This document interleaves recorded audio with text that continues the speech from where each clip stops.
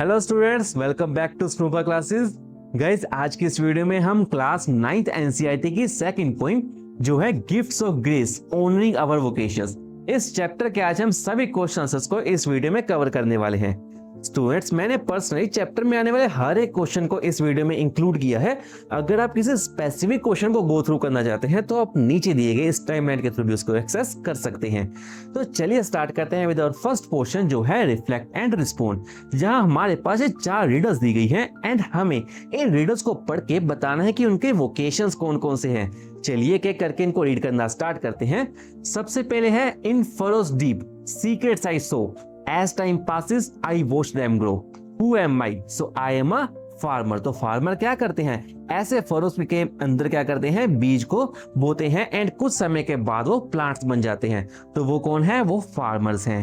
Second है from wheel to kiln my skill is born, step by step an art takes form, who am I, so I am a potter. जो wheel यानी कि Potter wheel पे सबसे पहले clay को रखते हैं, उसके बाद उसको किल यानी कि भट्टी के अंदर उसको पकाते हैं। तो वो कौन है, वो है पोटर, जो पोट्स बनाने का काम करते हैं। इसके बाद थर्ड है हमारे पास I lay foundations brick by brick to build a house, it's me you pick, who am I, so he is a mason. Mason क्या होते हैं, बिल्डर, जो घर बनाने का काम करते हैं, जो ब्रिक बाय ब्रिक यानी एक ईंट के ऊपर ईंट जोड़कर हाउस बनाने का काम करते हैं।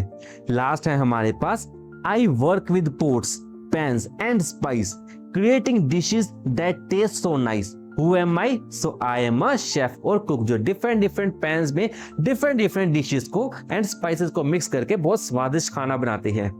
तो चलिए गाइस आगे बढ़ते हैं सेकंड क्वेश्चन की तरफ। तो क्वेश्चन में हमसे पूछा है what is the role and relevance of the people you identify in the riddle, how do they contribute to the society, discuss with your classmates and teacher. तो नीचे दिए गए हमारे पास 4 वोकेशनिस्ट है जो डिफरेंट स्किल एंड हैंडक्राफ्ट का use करके अलग अलग प्रोडक्ट्स बना रहे हैं। इन सभी वोकेशनिस्ट का हमारी सोसाइटी में क्या रोल है, उनका क्या कंट्रीब्यूशन है, वो हमें इस आंसर में बताना है। सो आंसर है the people shown in the picture are engage in different vocations such as bamboo craftsman. तो ये क्या है, बैम्बू की मदद से अलग अलग क्राफ्ट्समैन, यानी कि हो सकता है वो बैम्बू का एक बास्केट बना दे। आगे है अ पोट्री पेंटर, जो पोट को डिफरेंट कलर से पेंट कर रहा है। आगे है अ वीवर, जो कपड़े बुनने का काम करता है। एंड लास्ट पिक्चर हमारे पास है अ वुड कार्वर, जो वुड में बहुत ही अच्छी कलाकारी करके उसको अच्छे से शोकेस करता है। They use their skill to make useful and beautiful handmade product. तो अगर आप चारों ही चीजें नोटिस करेंगे तो चारों ही जो है वो हैंड से बनाए गए प्रोडक्ट्स हैं, यानी कि हैंड का यूज यहाँ पर किया गया है। साथ ही साथ बहुत ही ब्यूटीफुल भी हैं एंड ये सभी यूजफुल प्रोडक्ट्स हैं। आगे है their work support traditional craft, provide employment and contribute to the economy and society by meeting people's daily need। यानी ये सभी जो काम है ये कहीं ना कहीं हमारे डेली लाइफ में यूज होने वाले प्रोडक्ट्स हैं, तो हमारी डेली नीड्स को फुलफिल कर रहा है। साथ ही साथ ये सभी हमारे इकोनॉमी को भी कंट्रीब्यूट करते हैं, बिकॉज अगर ये प्रोडक्ट्स बना रहे हैं तो कोई बेच भी तो रहा होगा, कोई खरीद भी रहा होगा, तो और हमारी इकोनॉमी भी यहाँ पर प्रोवाइड हो रही है। नेक्स्ट है एम्प्लॉयमेंट, डिफरेंट लोगों को भी यहाँ पर रोजगार मिल रहा है। एंड साथ ही साथ हमारी ट्रेडिशन जो है, जो हमारी संस्कृति है, उसको भी यहाँ पर शोकेस किया जाता है। तो ये सभी जो है एक कंट्रीब्यूशन है जो डिफरेंट वोकेशनिस्ट करते हैं हमारी सोसाइटी के लिए। एंड इसी के साथ स्टूडेंट्स बढ़ते हैं पेज नंबर 60 की तरफ, जहां चेक योर अंडरस्टैंडिंग में हमारे पास कुछ स्टेटमेंट्स दी गई हैं एंड हमें आइडेंटिफाई करना है कि इनमें से कौन सी स्टेटमेंट ट्रू है एंड कौन सी फॉल्स है। साथ ही साथ हमें फॉल्स स्टेटमेंट को यहाँ पर रेक्टिफाई करना है, यानी उसको पहले आइडेंटिफाई करेंगे एंड देन उसको ठीक करके भी हमें यहाँ पर प्रेजेंट करना है। चलिए एक एक करके सभी स्टेटमेंट्स को रीड करते हैं। सबसे पहले है हमारे पास the poem highlights the skilled work of craft person. तो बिल्कुल सही बात, डिफरेंट क्राफ्ट्समैन कैसे काम करते हैं एंड कैसे हमारी सोसाइटी को कंट्रीब्यूट करते हैं, उस सबको इस पोइम में हाईलाइट किया गया है। तो फर्स्ट स्टेटमेंट तो बिल्कुल ट्रू है। आगे है the poet shares that musician express emotions through their instrument. तो बिल्कुल सही बात, म्यूजिशियंस क्या करते हैं, अपने डिफरेंट इंस्ट्रूमेंट जैसे फ्लूट, गिटार के थ्रू अपने इमोशंस को एक्सप्रेस करते हैं। आगे है the carpenter in the poem are admired for their logical work. तो क्या कारपेंटर लॉजिकल वर्क के एडमायर किए जाते हैं? नहीं। क्यों एडमायर किए जाते हैं? For their mathematical precision. तो बहुत ही मैथमेटिकली प्रिसाइज करके वो लकड़ को किस तरह से काटते हैं, उसको किस तरह से पेस्ट करते हैं एंड कैसे एक प्रॉपर उसका एक डिफरेंट स्ट्रक्चर बना देते हैं, तो वो सभी क्या है, उनकी मैथमेटिकल प्रिसीजन है। आगे है the electricians in the poem are recognised for the crucial role in lighting up lives. तो बिल्कुल सही बात, हमारी जिंदगी को, हमारे घरों को रोशन करने का काम कौन करते हैं? इलेक्ट्रिशियंस करते हैं। फिफ्थ है the poem pays homage to shoemaker who manufacture quality footwear. तो बिल्कुल सही बात, शू मेकर्स क्या करते हैं? क्वालिटी फुटवेयर्स बनाकर हम सब की लाइफ को इजी करते हैं, जिसे पहनकर हम अपने डेली का काम करते हैं। आगे है the poem celebrates the patriotism of people of Bharat. तो पैट्रियोटिज्म का तो मतलब होता है अपनी देशभक्ति के लिए, तो नहीं, फॉल्स स्टेटमेंट है।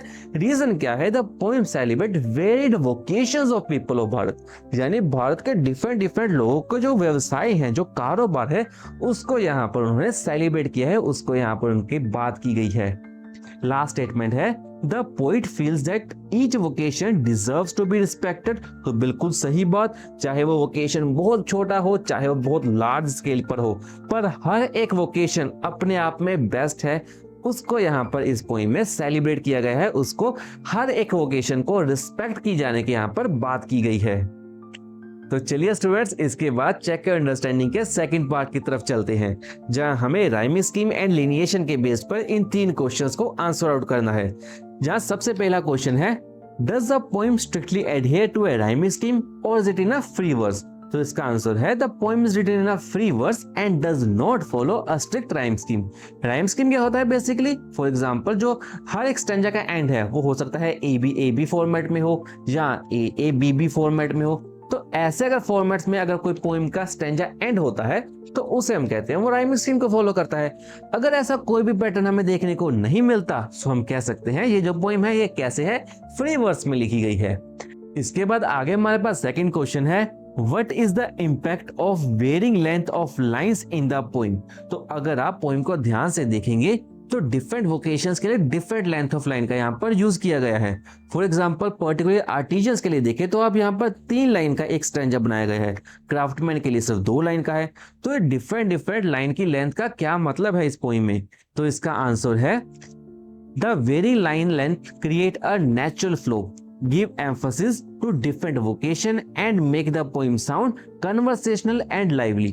तो देखो, पोइट ने क्या किया है, बहुत ही लाइवली रखा है इस पोएम को, जो ऐसी हो जो सबको समझ आ जाए। तो उन्होंने कोई रोबोटिक या कोई एआई की टेक्नोलॉजी से नहीं पोएम को लिखा है। तो हाँ, डिफरेंट वोकेशन का अपना एक अलग नजरिया है देखने का, उसके अलग कैरेक्टरिस्टिक्स हैं, तो उसके लिए उन्होंने बहुत ही कन्वर्सेशनल एंड लाइवली रखने के लिए पोएम में आने वाले डिफरेंट वोकेशनल्स को, डिफरेंट लोगों के लिए अलग अलग लाइन्स का यहाँ पर लेंथ का यूज किया है। इसके बाद थर्ड क्वेश्चन में है, what is the pattern in the structure of most of the lines of the poem? तो चलिए के करके दोबारा से पोएम की लाइंस को गो थ्रू करते हैं। तो अगर आप पोएम को ध्यान से देखें तो जो भी हमारे पास वोकेशन का नाम दिया गया है उससे पहले वर्ड द लगा है, यानी the electrician, the carpenter, the artisan. तो अगर आप ध्यान से देखें, जो भी वोकेशन है उससे पहले वर्ड द लगा है जो उसको हाईलाइट करता है, एंड आगे वो जो एक्शन करते हैं, आर्टिशियंस क्या करते हैं, ल्यूट्स के साथ डिफरेंट साउंड्स को यहाँ पर क्रिएट करते हैं। कारपेंटर क्या करते हैं, वुड का यूज करके डिफरेंट जो है आर्टिक्राफ्ट्स को यहाँ पर मैन्युफैक्चर करते हैं। इलेक्ट्रिशियन क्या करता है, हमिंग करता हुआ अपने काम को यहाँ पर गो थ्रू करता है। तो इसी तरह से हमें यहाँ पर आइडेंटिफाई करना है कि जो अलग से यहाँ पर स्ट्रक्चर दिया गया है वो है कि मोस्ट लाइंस जो है वो बिगिन विद द, आगे फॉलोड बाय नेम और description of a vocation and an action associated with it. तो पहले वर्ड द लगा है, आगे उस वोकेशन का नाम है, एंड उससे आगे वो क्या काम करते हैं, उनका क्या एक्शन एसोसिएटेड है, उसको यहाँ पर डिस्क्राइब किया गया है। इसके बाद स्टूडेंट्स बढ़ते हैं सेकंड क्वेश्चन की तरफ, जहां हमारे पास क्वेश्चन दिया गया है, who appears to be speaker and what is his or her role here? तो स्पीकर का क्या नेचर है? तो speaker appears to be observant. Observant कौन होता है? जो बहुत बारीक चीजों को भी बहुत ध्यान से देखे, उन्हें ऑब्जर्व करे, उसे हम कहते हैं ऑब्जर्वेंट। एंड एप्रिशिएटिव वॉइस, और हर एक छोटी सी मेहनत करने वालों के लोगों को भी बहुत तारीफ करते हैं हमारे poet. who listens to and celebrates the workers of Bharat. जो भारत के वर्कर्स वोकेशनिस को पहले ध्यान से देखते हैं, उनकी हर एक कंट्रीब्यूशन को समझते हैं एंड देन उनकी मेहनत को एप्रिशिएटिव वॉइस में यहाँ पर डिस्क्राइब करते हैं। The speaker's role is to honour their skill and contribution. तो स्पीकर का रोल यहाँ पर उनकी मेहनत को ऑनर करना है और उनकी कंट्रीब्यूशंस को पूरे भारत के सामने लाने का काम है। चलिए स्टूडेंट्स, इसके बाद थर्ड पार्ट की तरफ चलते हैं, जहां हमें नीचे दिए गए इन ब्लैंक्स को दिए गए ऑप्शंस में से चूज करके उसको फिल करना है। तो इस पर्टिकुलर क्वेश्चन में हमें टोन एंड मूड को यहाँ आइडेंटिफाई करना है। देखिए, पहले तो इन दोनों का डिफरेंस समझ लेते हैं। टोन क्या होती है कि जब पोइट इस पोइम को लिख रहे होंगे तब उनके माइंड में क्या थॉट प्रोसेस रहा है, उसे हम टोन में कवर करते हैं, यानी ये पोइट के पर्सपेक्टिव है। वही मूड क्या होता है कि जब हम एज रीडर्स उनकी पोइम को पढ़ रहे हैं तो हमारे माइंड में क्या फीलिंग आ रही है, हमारे दिल को क्या समझ आ रही है, उसे हम मूड में कवर करते हैं। चलिए अब इन ब्लैंक्स को भी कवर करते हैं। The tone is celebratory and reverential, depicting a sense of admiration and respect for artisan and craftsman. तो जब पोइट इस पोइम को लिख रहे हैं तो वो डिफरेंट आर्टिजन्स एंड वर्कर्स के काम को सेलिब्रेट कर रहे हैं। रेवरेंशियल क्या होता है, उनके काम को रिस्पेक्ट देना, उनको ऑनर करना। आगे अगर मूड की बात करें, so there is a joyful mood throughout the poem, capturing a vibrancy and richness of culture, traditions and skill. तो हम जब एज अ रीडर्स इस पोएम को रीड कर रहे हैं तो हमें बहुत ही जॉयरस फील हो रही है, बिकॉज हम डिफरेंट वोकेशंस को, उनकी कॉन्ट्रीब्यूशंस को हम यहाँ पर अंडरस्टैंड कर पा रहे हैं। स्टूडेंट्स, इसके बाद आगे बढ़ते हैं पेज नंबर 61 की तरफ, जहां हमें इमेजरी के पार्ट में फर्स्ट क्वेश्चन को सोल्व करना है। Select any two descriptions from the poem that evoke visual images। तो विजुअल इमेजरी यानी हमारी आंखों को अप्रिशिएट करने वाली कोई भी दो डिस्क्रिप्शंस को हमें यहाँ पर डिस्क्राइब करना है। सबसे पहले है हमारे पास crafts woven with colour and mild hues. तो वीवर क्या करते हैं, डिफरेंट कलर थ्रेड्स का यूज करके क्लॉथ्स को यहाँ पर वीव करते हैं एंड अलग अलग पैटर्न्स को यहाँ पर शो करते हैं। तो पैटर्न्स का दिखना हमारे दिमाग में एक विजुअल इमेजरी को क्रिएट करता है। आगे है the boatsman gathering their nets from the shore. तो इसे पढ़ते ही हम एक ऐसे सी शोर की तरफ पहुंच जाते हैं जहां अलग अलग हमारे पास जो बोट्समैन है फिशेस को यहाँ पर कैच कर रहे हैं, उसको गैदर कर रहे हैं एक जाल बिछाकर। तो ये दोनों ही हमारे पास एक विजुअल इमेजरी को जनरेट कर रहे हैं। आगे इसी क्वेश्चन के सेकंड पार्ट में हमसे पूछा है, fill in the blanks with suitable phrase. The poem includes auditory imagery through mention of artisans with lutes. तो हमें यहाँ पर ऑडिटरी इमेजरी यानी कि हमारे जो ईयर्स हैं उसको एक्टिवेट करने वाली कुछ इमेजेस का यूज किया गया है, जैसे आर्टिजन्स लूट्स को बजाकर डिफरेंट धुन को क्रिएट करते हैं। साथ ही साथ हमिंग, जो इलेक्ट्रिशियंस है वो अपना काम करते करते गुनगुनाते हैं बिना किसी भी वॉइस की, उसको हम हमिंग कहते हैं। कौन करते हैं, इलेक्ट्रिशियंस हम करते हैं। एंड आगे है सिंगिंग। सिंगिंग कौन करते हैं, जो हमारे सी शोर में जो बोट्समैन है, जो मछलियां पकड़ते हैं, वो अपने काम के साथ साथ सिंगिंग करते हैं। तो अगर आप इन तीनों स्टेटमेंट्स को देखो, लूट्स का बजना, हमिंग की साउंड एंड सिंगिंग, ये सभी हमारे कानों को यहाँ पर एक्टिवेट करती है, वो हमारी ऑडिटरी इमेजरी है। इसके बाद गाइस आगे बढ़ते हैं फिफ्थ पार्ट की तरफ, जहां हमें मेटाफर को आइडेंटिफाई करना है एंड हमें बताना है कि नीचे दिए गए ये सेंटेंस क्या ट्रू है या फॉल्स। तो चलिए सेंटेंस को रीड करते हैं। The mention of delicious singing of cook is the metaphor because it employees that quality of singing is so enjoyable or pleasing that it can be equated with experience of tasting something delicious। तो देखो metaphor क्या होता है, जब हम directly किसी भी दो इवेंट्स को या किसी भी दो चीजों को आपस में कंपेयर कर दें without using the word like और एस। तो लाइक और एस के यूज किए बिना जब हम डायरेक्टली कंपैरिजन करते हैं तब हम कहते हैं कि वो क्या है, मेटाफर है। तो इस पर्टिकुलर आंसर में भी जो डिलीशियस है, डिलीशियस को यहाँ पर डायरेक्टली सिंगिंग के साथ कंपेयर किया गया है। जो खाना स्वादिष्ट है क्या वो सिंगिंग कर सकता है? क्या खाना स्वादिष्ट होने से सिंगिंग का कोई रिलेशन है? नहीं है, बट स्टिल पोइट ने क्या किया, इसको मेटाफोरिकली रिलेट कर दिया। सो इसलिए हम कह सकते हैं कि true, the phrase delicious singing is a metaphor because it compare a sound we hear to a taste we enjoy. इसके बाद स्टूडेंट्स नेक्स्ट हमारा लिटरेरी डिवाइस है पर्सोनिफिकेशन। तो पर्सोनिफिकेशन क्या होता है, जब हम किसी नॉन लिविंग ऑब्जेक्ट को लिविंग लाइक क्वालिटीज दे देते हैं, फिर चाहे वो क्वालिटीज किसी एनिमल की हो या फिर किसी भी तरह के ह्यूमन बीइंग की। तो इसी पर बेस्ड हमें यहाँ पर किसी ऐसी लाइन को मेंशन करना है जिसमें पोइट ने पर्सोनिफाई किया हो वोकेशंस को। तो उसका आंसर है इन the poem the line I hear Bharat celebrating personifies the nation Bharat by giving it human ability to celebrate। अभी देखो, सेलिब्रेशन करना एक ह्यूमन लाइक क्वालिटी है। भारत क्या है? एक नेशन है। क्या नेशन कोई अपने आप में सेलिब्रेट कर सकता है? नहीं, उनके लोग सेलिब्रेट करते हैं, उसको यहाँ पर बताया गया है। तो इनडायरेक्टली भारत को यहाँ पर पर्सोनिफाई किया गया है कि वो सेलिब्रेट कर रहा है, जबकि सच्चाई ये है कि भारत के लोग सेलिब्रेट कर रहे हैं। तो इसीलिए यहाँ पर ये क्या है? पर्सोनिफाई है, यानी पर्सोनिफिकेशन का यूज करके भारत को सेलिब्रेशन के साथ लिंक किया गया है। इसके बाद आगे हमारे पास है रेपिटिशन।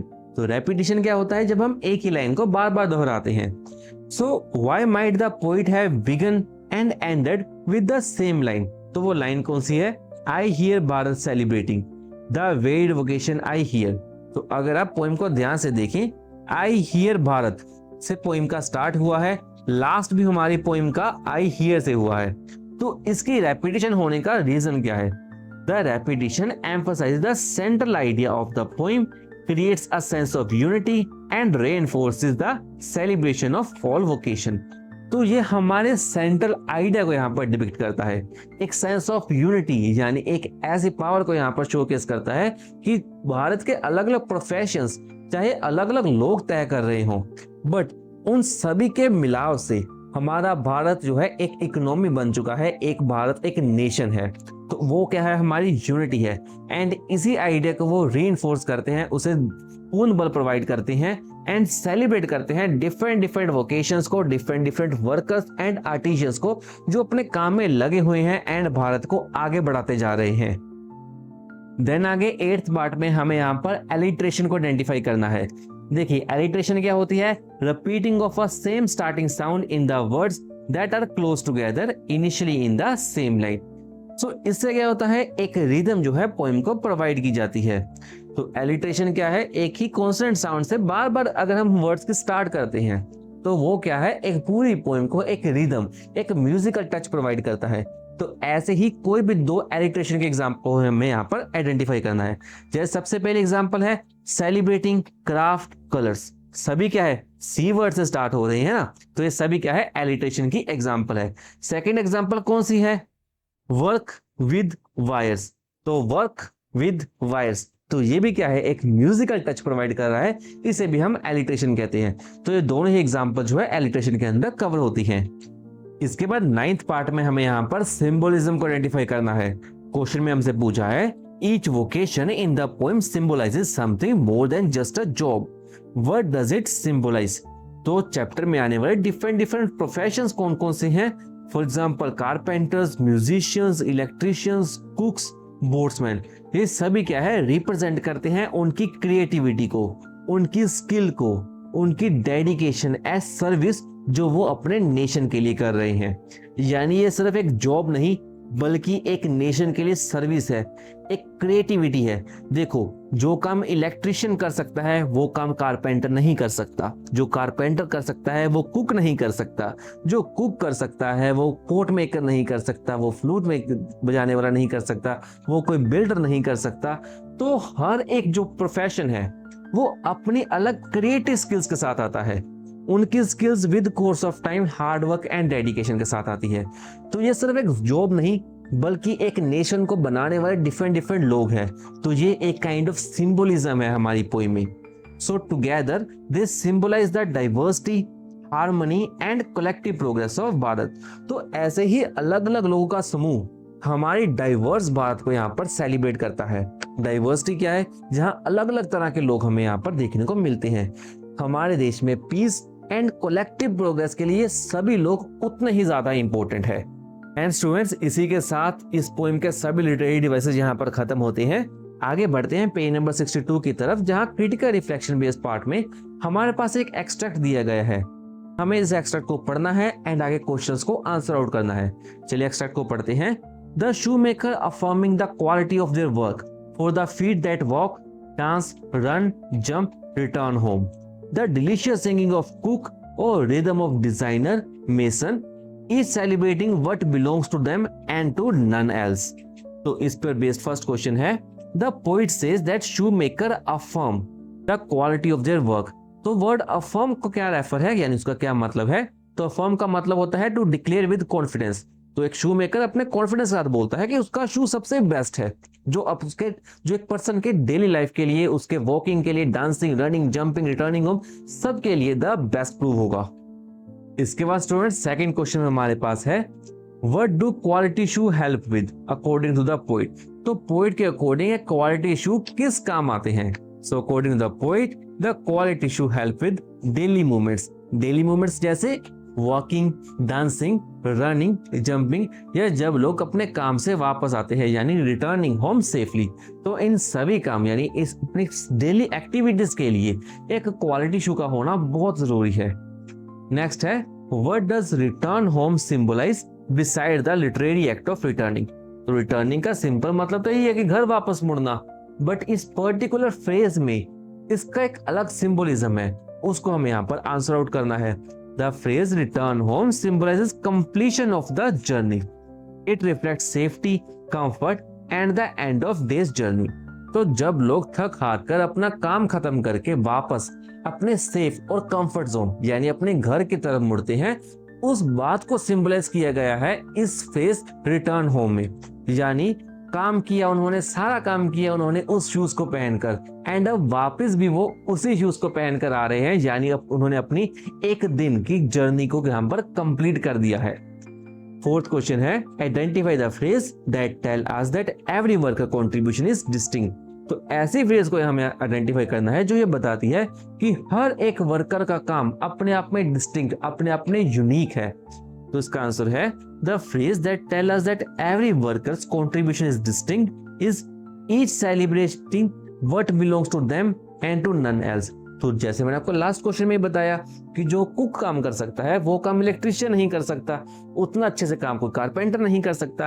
तो हर एक काम जो है वो यूनिक है, वो कोई अदर पर्सन उनके काम को कभी उतना अच्छा परफॉर्म नहीं कर सकता।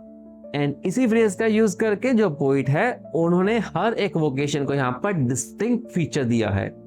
आगे फिफ्थ क्वेश्चन में हमारे पास एक ब्लैंक बेस्ड क्वेश्चन है जहां हमें बताया है, complete the following with suitable word for the feet that walk, dance, run, jump, return home refers to. तो ये रेफर करता है to the different movements and activities for everyday human life. तो एक इंसान के डेली लाइफ की हर एक मूवमेंट को कौन कैप्चर करता है? वो शू, जो देखने में बहुत सिंपल है बट देखो हमारी लाइफ में कितने इंपॉर्टेंस को कैरी करता है।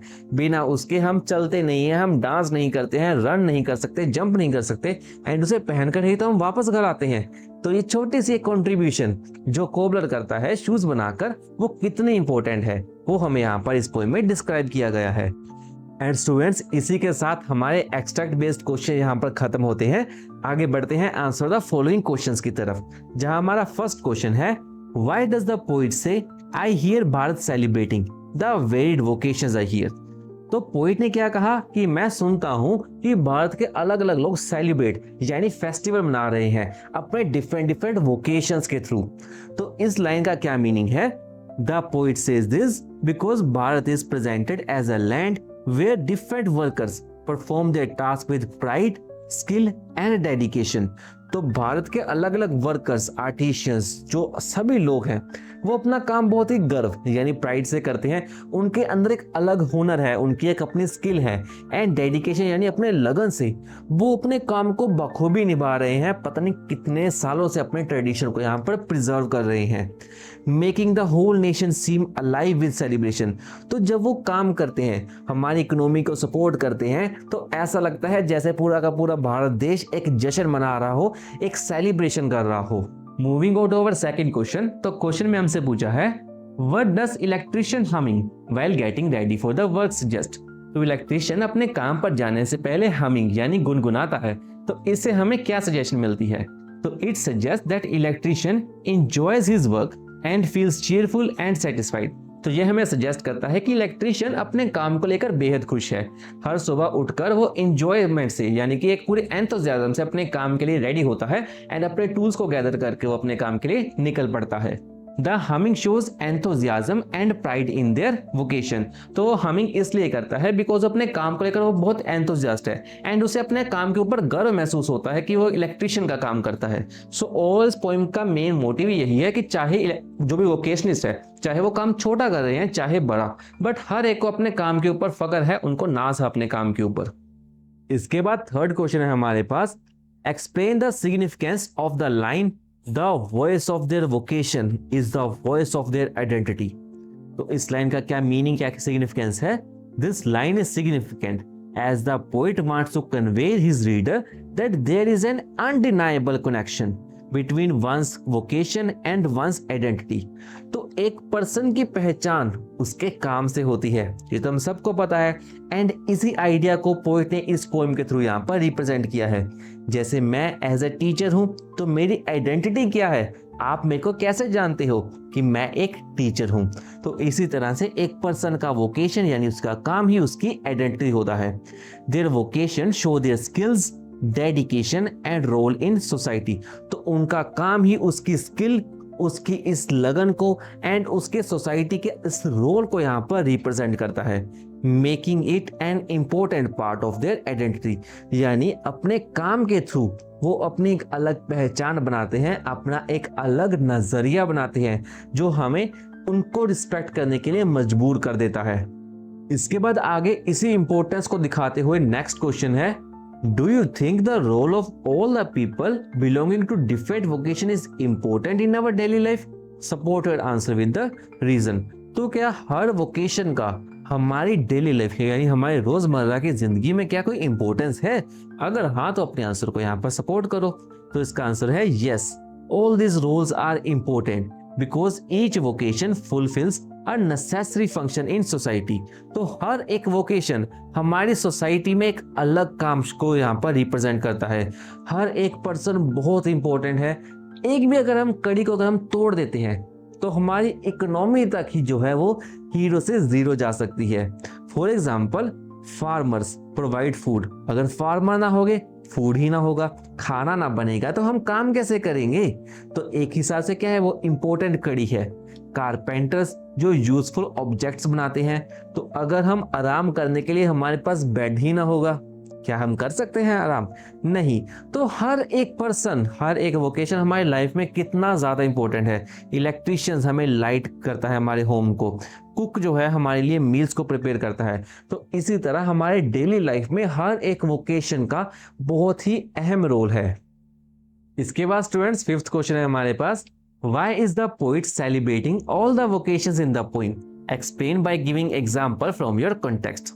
तो इस पर्टिकुलर पोएम में जो पोइट है वो हर एक वोकेशन को सेलिब्रेट कर रहा है, तो वो क्यों कर रहा है उसको हमें यहाँ पर आंसर करना है, साथ ही साथ हमें कुछ एग्जांपल्स भी प्रोवाइड करनी है। तो इसका आंसर है, the poet celebrates these vocations because every worker take pride in their specific craft and contribute to nation's growth.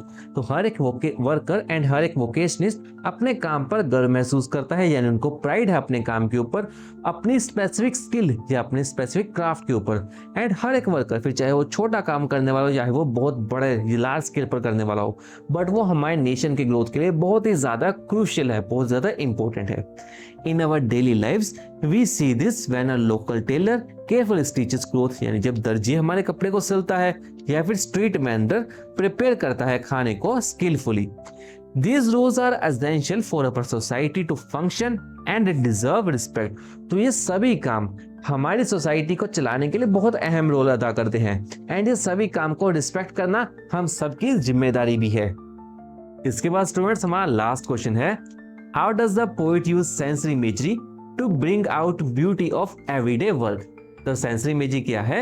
जब हम किसी भी 5 सेंसरी ऑर्गन में से एक सेंसरी ऑर्गन का भी यूज करके जो लिखा गया टेक्स्ट है उसको हमारे माइंड में एक इमेज के फॉर्म में जनरेट कर देते हैं, उसे हम सेंसरी इमेजरी कहते हैं।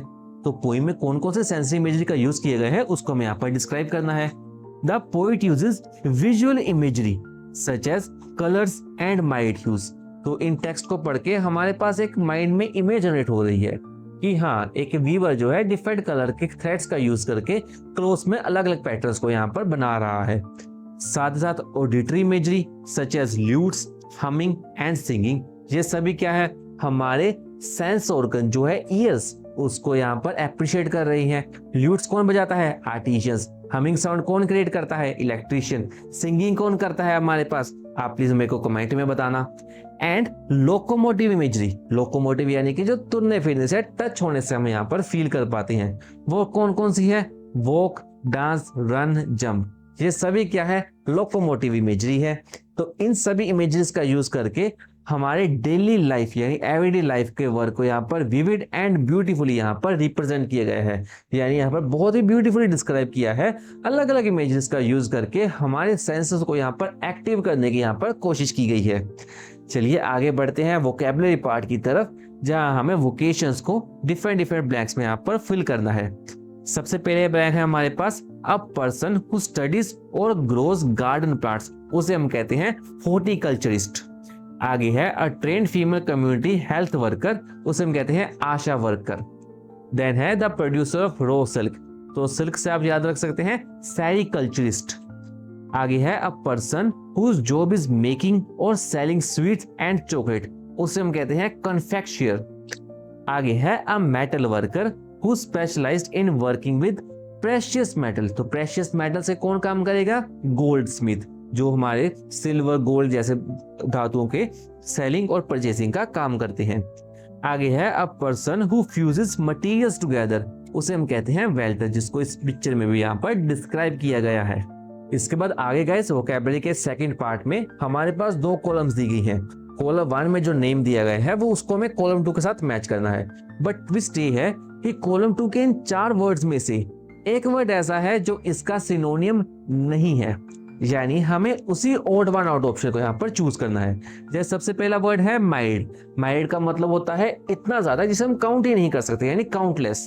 वहीं पर काउंटेबल का मतलब होता है जिसे हम काउंट कर सकते हैं, तो ये क्या होगी? हमारी ओड वन आउट ऑप्शन। आगे है ह्यूज, ह्यूज का मतलब होता है डिफरेंट कलर्स, शेड्स। वहीं पर ड्राइंग का मतलब होता है कलाकारी करना, जो हम पेज पर कर देते हैं।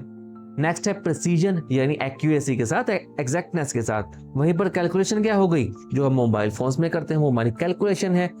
आगे है वेरिड, वेरिड का मतलब होता है डिफरेंट कलर्स, डिफरेंट डाइवर्सिटी के साथ। वहीं पर यूनिफॉर्म का मतलब होता है एक जैसा, तो ये भी क्या हो गया? Odd one out option. Last है हमारे पास डिलीशियस, डिलीशियस का मतलब होता है बहुत ही स्वादिष्ट, बहुत ही ज्यादा अच्छी। वहीं पर इनएडिबल का मतलब होता है ऐसी चीज जिसे हम खा नहीं सकते, जो खाने के लायक नहीं है, तो ये भी हमारी ओड वन आउट ऑप्शन होगी। एंड स्टूडेंट्स, इसी के साथ हमारा एक कंप्लीट चैप्टर यहाँ पर खत्म होता है। आई होप आप सबको सभी क्वेश्चंस अच्छे से समझ आए होंगे। मैं मिलता हूँ आपसे एक नए चैप्टर के एक्सप्लेनेशन के साथ, तब तक के लिए टेक केयर।